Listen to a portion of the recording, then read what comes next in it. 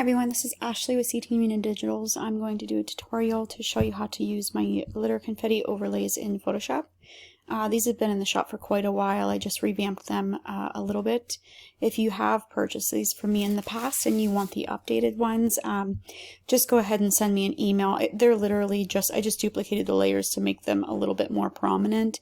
But they're still the same exact files. But if you do have your receipt for that and want to send it over to me, I will send you the link for these ones as well. So these are PNG files, so they are easy to use. You don't have to change, even though it's not hard to change the blending mode, but you don't have to change the blending mode on these ones. I have a bunch of different colors in there, but this one I'm going to be using the silver for. So I'm just going to go ahead and come over. I already have my overlay and my image that I want to use opened in Photoshop. I'm going to go ahead and select all, edit and copy, and edit and paste into my image here. Okay, and then I'm going to go ahead and just drag and resize. It's up to you whether you want to make them really big or whether you want to make them smaller.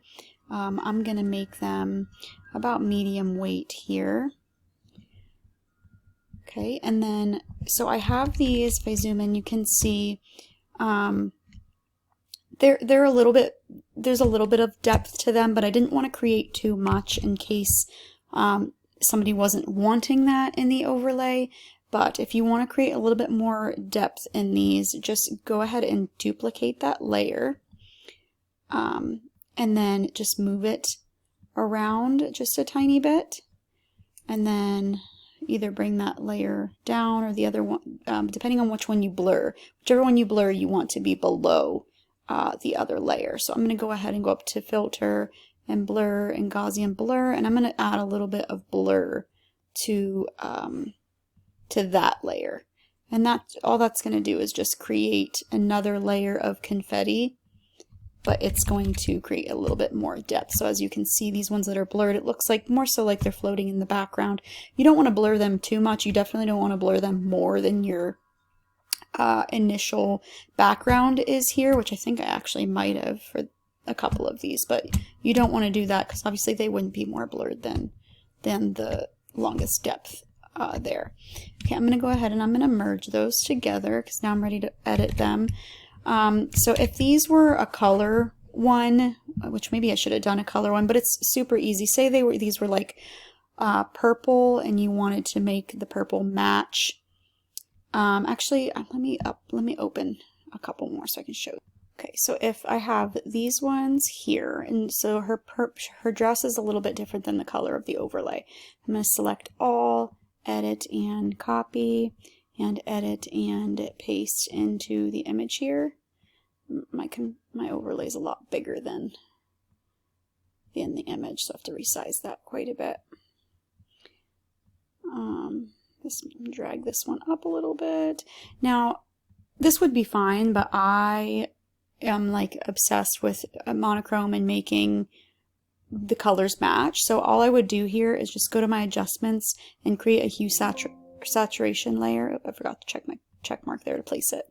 And then click this button right here for a clipping mask, so we're only working on the overlay, not the subject.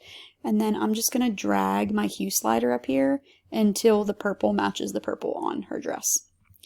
Don't have to do that, but that is something you can do if you want to change the color of the confetti, but just a little bit. Or if you're not wanting to switch between overlays, you can, and you like the way this overlay looks more than the one that would match her dress, you can change it to a lot of different colors with the hue slider. Okay, coming back over to this one. Now I want to create a layer mask on there because these are pretty dense, busy overlays, so you want to brush them off. I'm actually going to use a hard brush at 100% opacity. Usually I use soft, but with these overlays, it's a little bit better to use a hard brush because if you brush into one of the confetti, some of the confetti, you kind of want that sharp edge. If I do soft here, as you can see, like it kind of makes it look, it doesn't look right. So I just use the hard brush here and just brush off where I don't want the confetti to be. You can press X on your keyboard to switch between your black and your white brush. White would brush back on.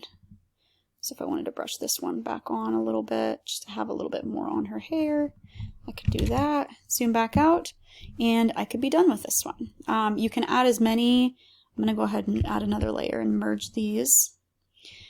You can add as many different adjustments as you want to the layers. Like I could go ahead and I could resize this again. If I decide that I want it to be a little bit bigger or smaller, you may have to brush on or brush off again on wherever you don't want it. If I wanted to bring down the brightness a little bit on my confetti, I could add a brightness and contrast layer. Make sure you're clipping whatever adjustment you're doing, though make sure you're clipping it to the overlay so it doesn't go on your background as well. And I could bring down the brightness on that just a little bit. As you can see now, it doesn't look as blown out, but the highlights on the balloons, I kind of wanted to match them a little bit, so I made it a little bit brighter. You can do that. If you wanted to change the color of this confetti, you would probably, so if I created a hue saturation layer and I just did the hue slider, it's not going to do very much.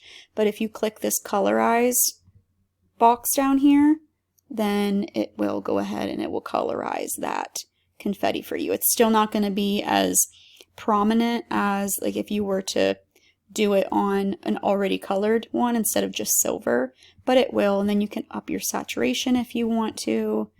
That actually looks pretty cool with like the lime green and the pink. You can play, I wouldn't play around too much with the lightness on here because I don't like how it looks with that. It makes it look pretty wonky.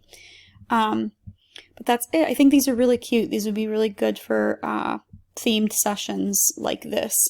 If you have any questions, please send me a message. If you are a studio photographer, I would love for you to join my group on Facebook. I will link that in the description. If you would like more free tutorials like this, be sure to subscribe to the YouTube channel to get notified when more videos are added.